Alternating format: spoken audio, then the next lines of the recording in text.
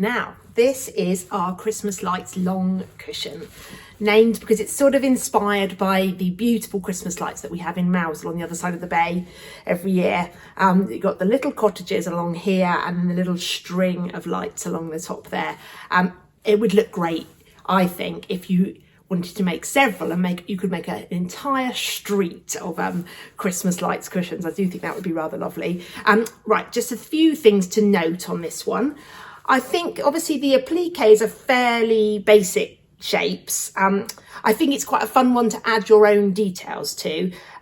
You could add chimneys, you could add little window boxes, you could add some little birds. I think it would be quite fun to add some colour into these little lights as well with some shading. So there's quite a lot that you can personalise, I think, in this design. But there's also, I'd say the challenge in terms of just doing it as it is going to be the shading of these little windows here, getting them neat. And I've also sort of done 3 different types of windows. So I've got sort of the 2 panes, 1 pane, and then 4 panes.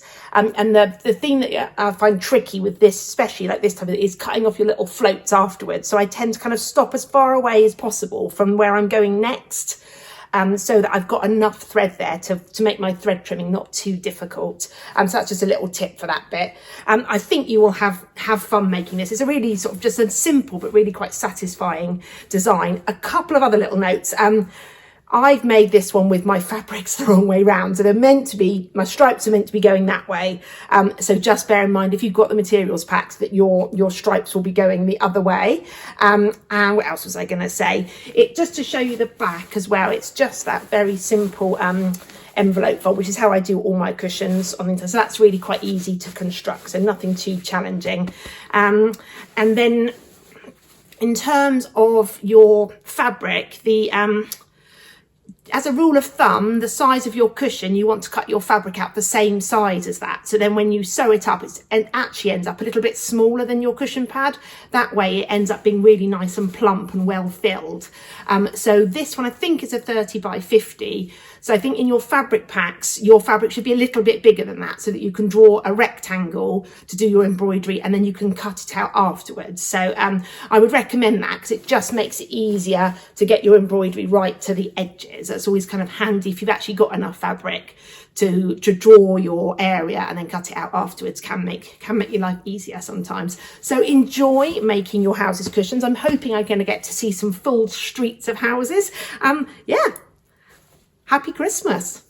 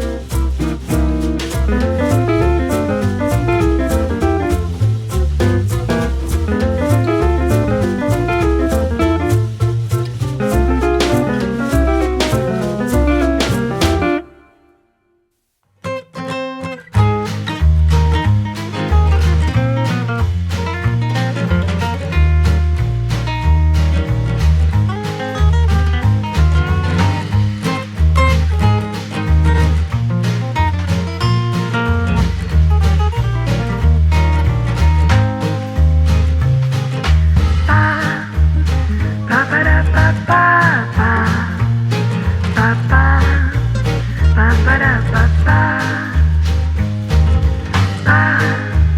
ba ba ba ba ba